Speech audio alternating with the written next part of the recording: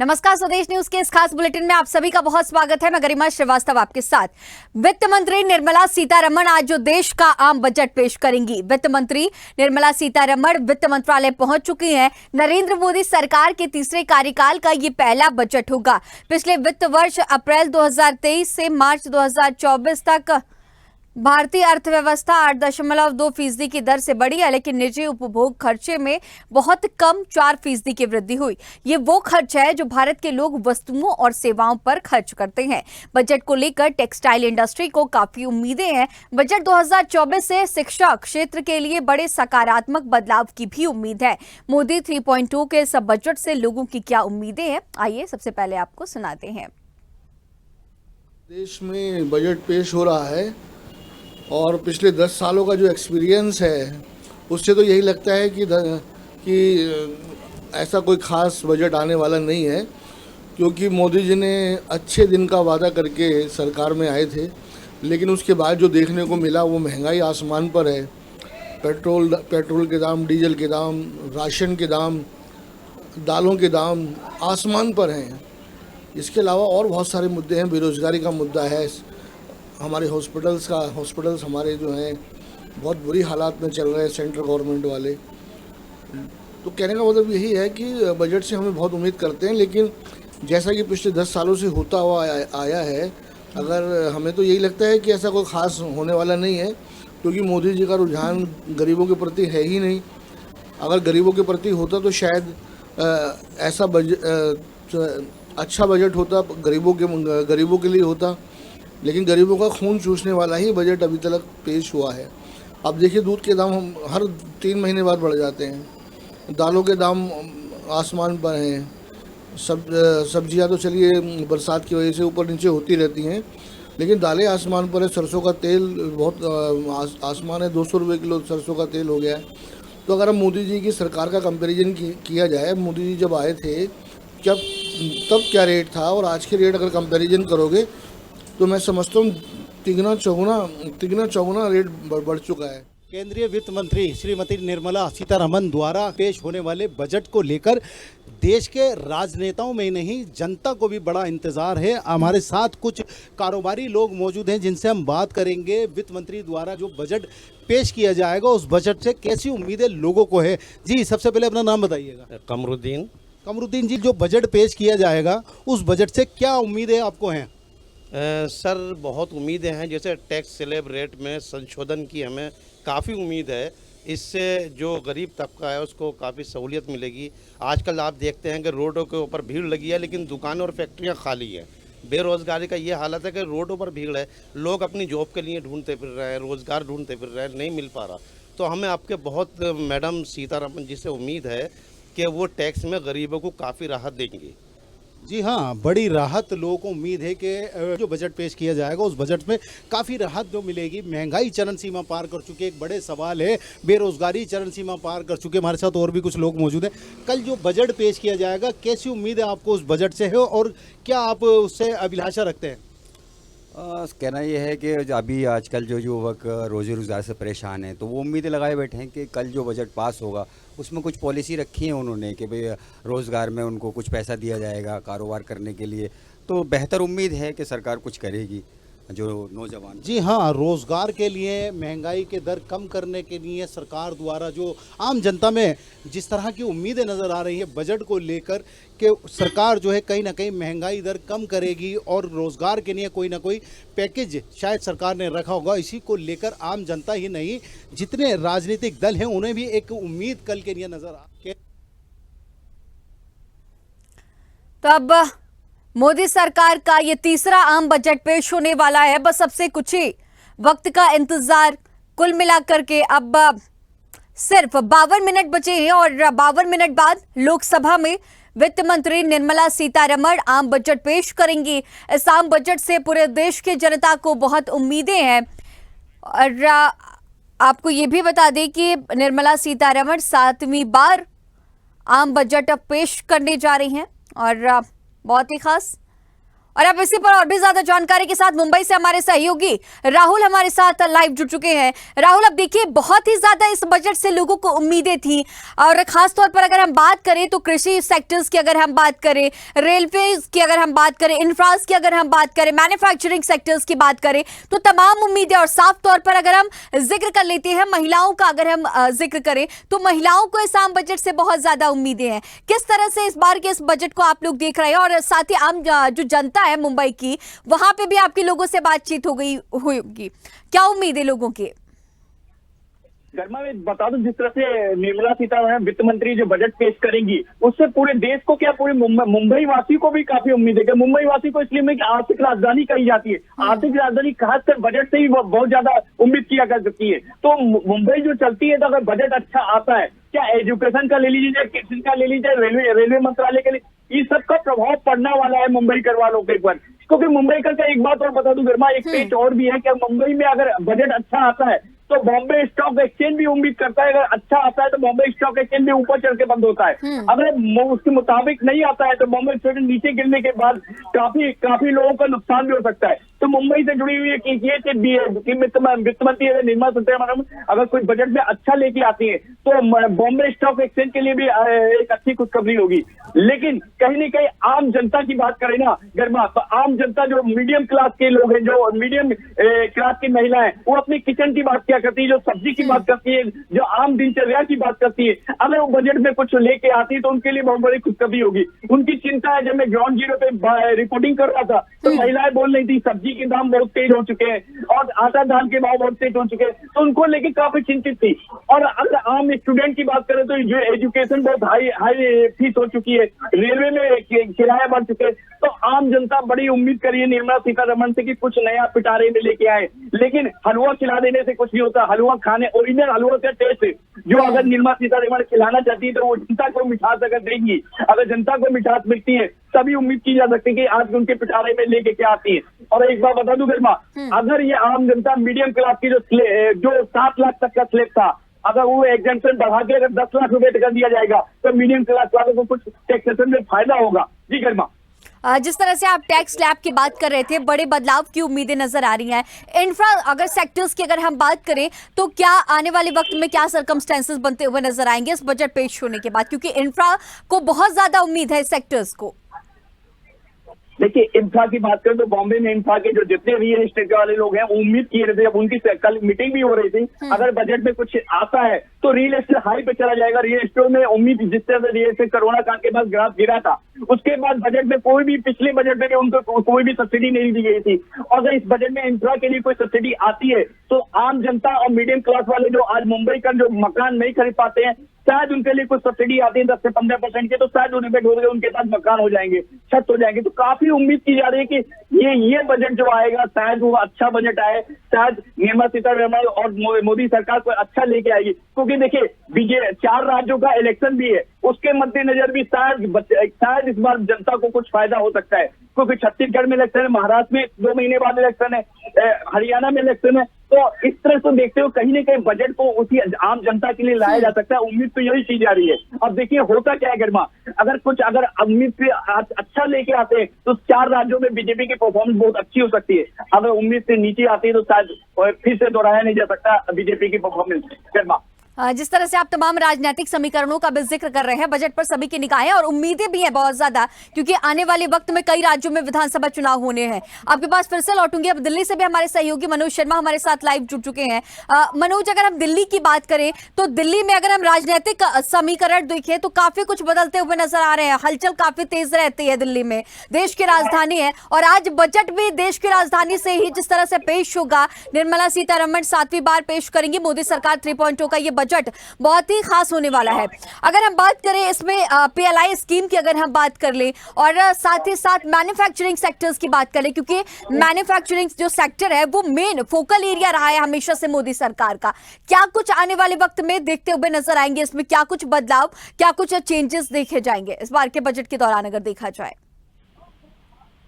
देखिए गरिमा, अभी कुछ टाइम पहले सीतारमण जो है वित्त मंत्री जो है वो पहुंच चुकी है और अपना जो बजट है वो पेश करने के बाद अपना भाषण देंगी। और इस बजट को लेकर जो हम सोच रहे थे कि बजट कैसा होगा, वो अनुमान ये लगाया जा रहा है कि बजट पहले से कहीं बेहतर होगा। किसानों की अगर बात करें, जीडीपी की अगर बात करें, छात्रों की अगर बात करें, महिलाओं की, किसान सम्मान निधि की तमाम जो योजनाएं हैं उनको अच्छा लेने की, अच्छा करने की कोशिश जो है अब की बार इन लोगों ने की है। जी तमाम आप जिक्र कर रहे हैं, महिलाओं को बहुत ज्यादा उम्मीदें हैं और साफ तौर पर युवाओं की अगर हम बात करें तो इस बजट से युवाओं को बहुत ज्यादा उम्मीदें हैं। हम लगातार ये भी देख रहे हैं मनोज कि कई राज्यों में इन्वेस्टर समिट आयोजित किए जा रहे हैं, तो इन्वेस्टर समिट के जरिए इन्वेस्टमेंट लाने की भी तो पूरी तैयारी, और युवाओं के लिए मतलब पूरा फोकल जो एरिया है एक तरह से माना जाए, क्योंकि लगातार विपक्षी दल जो है वो निशाना भी साधते हुए नजर आ रहे हैं। और आज बजट के दौरान भी हंगामे के आसार है युवाओं के मुद्दे पर, किसानों के मुद्दे पर, और साथ ही साथ दिल्ली के जो बॉर्डर्स है वहां पर किसानों का प्रदर्शन भी देखा जा रहा है एमएसपी को लेकर के। तो आज इसे लेकर के अगर कृषि सेक्टर्स की बात करें तो क्या कुछ बजट में आने वाले वक्त में देखा जाएगा आज के 11 बजे के बाद? देखिए, किसान क्रेडिट कार्ड को बढ़ाने की उम्मीद जताई जा रही है, एमएसपी को सॉर्ट आउट करने की उम्मीद बताई जा रही है, जीडीपी जो हमारी थी उसको बता रहे हैं कि 8 पॉइंट कुछ हो गई है, यानी कि बढ़ी है। ये तमाम चीजें हैं किसानों को लेकर। छात्रों की जो अभी नीट की परीक्षा थी जिसको लेकर गहमा गहमित पूरे देश में थी, उसके ऊपर कुछ ऐसा कानून लाने की योजना है कि उसको कुछ बेटर किया जाए, जैसे ये पेपर लीक वाला मामला आगे ना हो, इस टाइप की कई योजनाएं इनके जहन में है। और वो आज इन्होंने बताया भी है कि ऐसी कई योजनाएं हैं जो हम आज 11 बजे आपके सामने पेश करेंगे। और क्या महंगा होगा, क्या सस्ता होगा, ये तो अभी आने वाले कुछ ही टाइम में पता चलेगा कि वित्त मंत्री किस चीज को क्या करते हैं। लेकिन मोदी जी का ये कहना है कि अब की बार का जो बजट है वो कहीं बेटर होगा। सीतारमण लगातार 7वीं बार बजट पेश कर रही हैं और इसे जो तीसरी बार जो एनडीए की सरकार है उसमें पहला बजट होगा और कहीं ना कहीं बजट कुछ ना कुछ लोगों को राहत देने वाला होगा। यकीनन ये बजट बहुत ही राहत देने वाला हो सकता है और 11 बजे का इंतजार सभी को है। ठीक है, आपके पास फिर से लौटूंगी मनोज, और बरेली से भी हमारे सहयोगी दुष्यंत लाइव जुड़े हुए हैं। दुष्यंत, देखिए लगातार लोगों को उम्मीदें बहुत है इस आम बजट से, क्योंकि ये बजट आम लोगों के लिए लेकर आया जाता है, सरकारें इससे लेकर के तमाम दावे भी करती रहती हैं। लेकिन हम ये भी देख रहे हैं कि जो विपक्षी दल है निशाना भी साधते रहे, तमाम लोग कह रहे हैं कि 10 साल पहले जिस तरह से स्थितियां थी वो देखिए, और अब जिस तरह से महंगाई जो है, युवा बेरोजगारी लगातार बढ़ती जा रही है, बजट में कुछ खास नहीं रहता है, लोगों की तमाम बातें, लेकिन सरकारें दावा करती रहती है रेलवेज को लेकर के। अगर रेलवे सेक्टर्स की बात करें, हेल्थ केयर की बात करें, इंफ्रा सेक्टर्स की बात करें, पीआईएल स्कीम की अगर बात करें, तो तमाम जो सेक्टर्स हैं उन्हें लेकर के तमाम सरकार के दावे हैं। लेकिन आम जनता, मिडिल क्लास की अगर हम बात करें तो क्या कुछ उम्मीदें इस वक्त नजर आएंगी, क्योंकि लगभग 66% मिडिल क्लास है भारतीय जो लोग हैं। जी बिल्कुल बताना चाहूंगा, आज वित्त मंत्री निर्मला सीतारमण द्वारा आज बजट पेश होगा और 11 बजे बजट पेश होगा। इस बजट में सरकार क्या कुछ सौगात देने वाली है किसानों के लिए और युवाओं के लिए, और पिछले जो 10 साल में जो महंगाई हुई है उससे इस बार बेहतर रहेगा कि इस बार का जो बजट आएगा वो पब्लिक के और व्यापारियों के लिए और युवाओं के लिए बेहतर रहेगा। महिलाओं की अगर हम बात करें तो क्या कुछ उम्मीदें नजर आ रही है? बरेली के लोगों से भी आपकी लगातार बातचीत भी होती रही होगी ग्राउंड जीरो के जरिए। जी, महिलाओं को आशा है मोदी सरकार पर कि इस बार जो बजट पेश होगा वो महिलाओं के लिए अच्छा होगा। ठीक है दुष्यंत, आपके पास फिर से लौटूंगे, हमारे साथ लगातार बने रहिएगा। और मुंबई से हमारे ब्यूरो चीफ लगातार राहुल हमारे साथ बने हुए हैं। राहुल, देखिए अभी अभी जिस तरह से हम लोग जिक्र कर रहे थे कि लोगों को हर सेक्टर्स को बहुत ज्यादा उम्मीदें भी हैं कि इन्हें इतना बजट मिलेगा, रेलवेज को बड़े अमाउंट मिलेंगे, हेल्थ केयर को बड़े अमाउंट मिलेंगे। पहले जब बजट पेश होता था तो रेलवेज का बजट अलग से पेश होता था आम बजट से अलग, लेकिन अब जब एक साथ अब बजट पेश होने लगा है तो ये भी देखा जाता रहा है कि रेलवेज की तरफ से तमाम अधिकारी हैं ये भी कहते हैं कि काफी कुछ बदलाव हो जाता है, और जिस तरह से पहले जब बजट में रेलवेज को जितना अमाउंट मिलता था वो अब नहीं मिलता। लेकिन लगातार सरकारी दावा भी करती रही है। रेलवेज के लिए अगर हम बात करें तो सबसे बड़ी समस्या इस वक्त सिक्योरिटी की बनी हुई है, क्योंकि सुरक्षा, रेलवेज में तमाम बजट पेश हो जाते हैं, तमाम कॉरिडोर्स का निर्माण हो रहा है, बुलेट कॉरिडोर्स का निर्माण, इसके साथ ही तमाम और भी, लेकिन सिक्योरिटी जो है वो बड़ा मुद्दा बनी हुई है। हाल का ही अगर हम जिक्र कर लें तो लगातार हमने देखा कि ट्रेन की पटरियों से बोगियां उतरती हुई नजर आई है, तो सिक्योरिटी बड़ा मुद्दा। इस बार की अगर हम बात करें तो रेलवेज को कितना बड़ा अमाउंट मिलने की उम्मीद है, क्योंकि जिस तरह से हम परेशानियां देख रहे हैं बड़ी जरूरत भी है रेलवे सेक्टर्स को। जी गर्मा आप बिल्कुल ठीक करिए। जिससे से पहले रेलवे का बजट जो आया करता था तो अलग अलग बजट पेश हुआ करता था, और इस बार जैसे ये दो सेशन से बजट को क्या नाम है मिक्स कर दिया गया, एक ही संग पेश किया जाता था। तो रेलवे के वाले लोग उम्मीद किया करते थे अलग से जो फंड मिलता था तो उनसे इंफ्रा में काम आता था, उनके और डेवलपमेंट में काम आता था, लेकिन इस संग मिक्स करने के बाद उनको जो वो फंड मिला करता था अलग से वो फंड नहीं मिलता, तो उससे कहीं ना कहीं खामियाजा भुगतना पड़ता है रेलवे को। और देखिए रेलवे की जो मेंटेनेंस है उस पर भी वो दिक्कत हो रही है। कितने एक्सीडेंट हो चुके हैं मोदी सरकार के आने के बाद, काफी अगर रेशियो देखें तो काफी एक्सीडेंट हुए, और इसको देखते हो कहीं ना कहीं आम जनता को भी काफी अब देखिए रेलवे वेटिंग लेके टिकट चल जाया करते थे, वो वेटिंग अब पिछले महीने से खत्म कर दिया गया है। तो आम जनता जाए तो जाएगा, जिस रेलवे को लाइफ लाइन मानी जाती है जिसमें 1.5 से 2.5 करोड़ लोग डेली उसको यूज करते हैं, और उसको उस सेवा को अभी भी डेवलप नहीं कर रहे। बड़ी बड़ी स्टेशन बनाने से कुछ नहीं है जब पटरियों में डेवलपमेंट नहीं होगा, जब आम जो कर्मचारी है उनको डेवलपमेंट, उनकी मानसिकता को डेवलपमेंट के सिंगल पे सो जाते हैं और एक्सीडेंट हो जाया करता है। तो यहाँ पे अभी आपका कुछ भी अभी इम्प्रूवमेंट नहीं करने की कोशिश कर रहे हैं। पहले बजट आया करता था तो अलग से रेलवे की बजट दी जाती थी, तो उससे कहीं ना कहीं डेवलपमेंट फंड के आपके पास राहुल फिर से आऊंगी। पटना से भी हमारे ब्यूरो चीफ धर्मेंद्र हमारे साथ लाइव जुड़े हुए हैं। धर्मेंद्र देखिए, आज 11 बजे का इंतजार बस अब से कुल मिला के कुल 41 मिनट बचे हुए, और 41 मिनट के बाद ही निर्मला सीतारमण आज लोकसभा में अपना बजट पेश करने वाली है। लोगों को तमाम तरह की उम्मीदें भी हैं, लगातार हम देख रहे हैं। और ऐसे में अगर हम मैन्युफैक्चरिंग सेक्टर्स की बात करें, मेक इन इंडिया का जिक्र कीजिएगा। Make in India defence sector में बहुत ज्यादा इसे लेकर के उम्मीदें, और हाल ही में अगर हम मध्य प्रदेश का जिक्र करें तो जबलपुर में इन्वेस्टर्स समिट हुए थे, तो डिफेंस सेक्टर में तमाम तरह के बड़े इन्वेस्टमेंट की भी तैयारियां हमने देखी।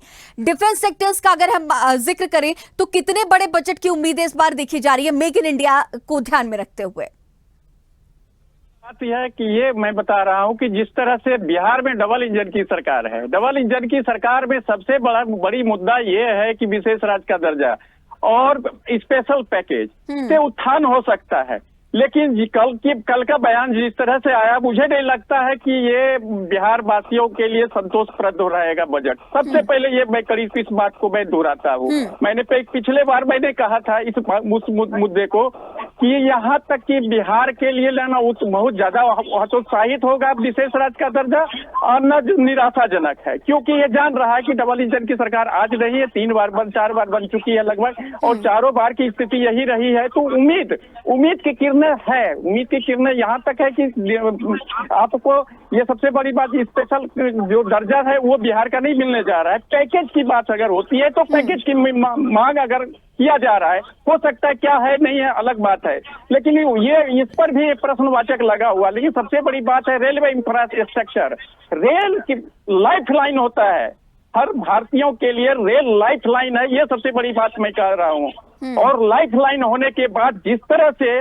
पैसेंजर को सुविधाएं नहीं मिल रही है, आप किसी भी ट्रेन को आप ट्राई कर लीजिए, उसमें 100 वेटिंग रहती है, तो उसको सरकार को चाहिए कि 100 वेटिंग अगर होती है सीटों की तो उसकी व्यवस्था करना चाहिए। लेकिन ये मुझे नहीं लगता है कि ये सबसे जो ग्राउंड फिगर आता है, ग्राउंड फिगर की बात करें तो फिर जो है अपर में दिखता है। ग्राउंड लेवल में जो चीजें आती है, जिस तरह की पटरियां को मरम्मत करना, एक्सीडेंट क्यों होती है, पटरिया को समुचित रख रखाव नहीं होती है, इस कारण से पटरियां जर्जर हो जाती है। चूंकि जाड़े के दिन में पटरियां सुखड़ती है और ठंड के दिन में पटरियां जो है वो फैलती है, ये सबसे बड़ी बात है। अगर उसका रख रखाव नहीं होता है तो सबसे बड़ी बात है ग्राउंड लेवल की बात। ग्राउंड लेवल में अगर इस तरह के अगर सरकार कोई बहुत बड़ी ध्यान नहीं देती है तो मुझे नहीं लगता है कि कोई वही ढाक के 3 पाँच जैसे चल रही है वो वही लोग बजाएंगे, डफली बजाएंगे, ताली बजाएंगे और फिर वही होगा। जी चलिए, अगर आपने तमाम बातें कही है, इंफ्रा की अगर बात कर ले तो कितना आने वाले वक्त में देखने को मिलेगा बदलाव? अगर आप बिहार की जिक्र कर रहे हैं, बिहार का ही अगर आप जिक्र कर रहे हैं, इसे ध्यान में रखते हुए। बिल्कुल सही, यहाँ के बिहार वासियों को काफी उम्मीद है कि रेल सबसे बड़ा लाइफ लाइन है, तो लोगों के यहाँ की डिमांड है कि आज भी भारत के कई कोने से बिहार कटा हुआ है, सीधी ट्रेनें नहीं है, और लोग को स्थानीय लोगों का कहना है कि सीधी ट्रेन, हम लोग अगर कहीं अन्य प्रांत जाते हैं तो 3 बार गाड़ियां बदलनी पड़ती है, जो असुविधा होती है। तो वैसे से सरकार की छोटी छोटी चीजों को जो बिहार की डिमांड करना चाहिए, पूरा करना चाहिए। ये सब यकीनन महिलाओं का अगर हम जिक्र करें तो महिलाओं को बहुत उम्मीदें हैं आज के इस आम बजट से, क्योंकि महिलाएं ही होती हैं जो अपने पूरे घर का मैनेजमेंट करती हैं, होम मिनिस्टर कहलाती हैं घर की। क्या उम्मीदें महिलाओं को ध्यान में रखते हुए? सबसे बड़ी बात है महिलाओं को तो गैस सिलेंडर, आप याद कर लीजिए, कुछ हो ना हो गैस सिलेंडर पर सबसे ज्यादा फोकस महिलाओं को होती है। और वो सिलेंडर में अगर कमी नहीं आती है तो मुझे नहीं लगता है कि वो सीधे सारा खर्च जो है वो डबल हो जाता है। इसलिए महिलाओं को विशेष करके अगर गैस सिलेंडर में जो रेट होता है उसमें हर हाल में कमी होती है तो महिलाओं को नहीं बल्कि वहाँ के उस पूरे परिवार का जो है खर्चा कम होगा। और यकीनन आपके पास फिर से लौटूंगी धर्मेंद्र। हमारे साथ जयपुर से भी हमारे सहयोगी सद्दाम हमारे साथ लाइव जुड़े हुए हैं। सद्दाम, देखिए आज के इस बजट से लोगों को उम्मीदें, युवाओं की अगर हम बात करें, आप भी युवा हैं, तो किस तरह की उम्मीदें, आपकी लगातार बातचीत भी होती रही होगी तमाम जो युवा वर्ग है उन लोगों से, इस बजट से क्या कुछ उम्मीदें देख रहे हैं?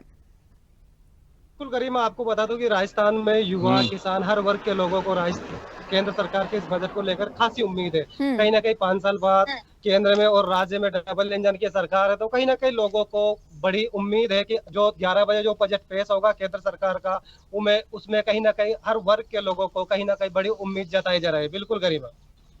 महिलाओं की अगर हम बात करें तो आपकी लगातार ग्राउंड जीरो पर महिलाओं से भी बातचीत होती होगी, किस तरह की उम्मीदें महिलाएं जता रही हैं अगर हम राजस्थान का जिक्र करें तो? बता दूं कि कहीं ना कहीं महिलाएं और युवा वर्ग से हमारी निरंतर बात होती है। महिलाएं यही कहती है जिस तरीके से महंगाई एक बड़ा मुद्दा है। कहीं ना कहीं जो 11 बजे जो केंद्र सरकार का जो बजट पेश होगा उसमें कहीं ना कहीं महंगाई में कहीं ना कहीं राहत जरूर मिलेगी। और युवा वर्ग की अगर बात करें गरिमा, तो कहीं ना युवाओं को रोजगार, इस तरीके के कई मुद्दे हैं जो इस बार जो केंद्र सरकार का जो बजट होगा उसमें कहीं ना कहीं युवा वर्ग और महिलाओं और किसान और व्यापारियों को कहीं ना कहीं उम्मीद जताई जा रही है राजस्थान के लोगों को। ठीक है सद्दाम, तमाम जानकारियों के साथ बने रहने के लिए आपका बहुत शुक्रिया। राहुल, आपका भी तमाम जानकारियों के साथ बने रहने के लिए बहुत शुक्रिया।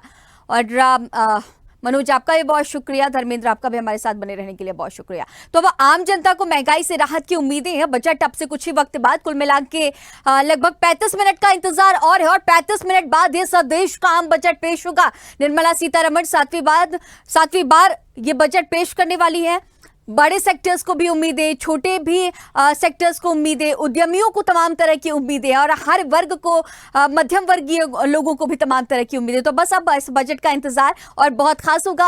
आप सभी तक लगातार अपडेट्स पहुंचाते रहेंगे हमारे इस खास बुलेटिन में। फिलहाल इतना ही। खबरों का सिलसिला लगातार जारी रहेगा। बने रहिए स्वदेश न्यूज के साथ, सबसे पहले देश।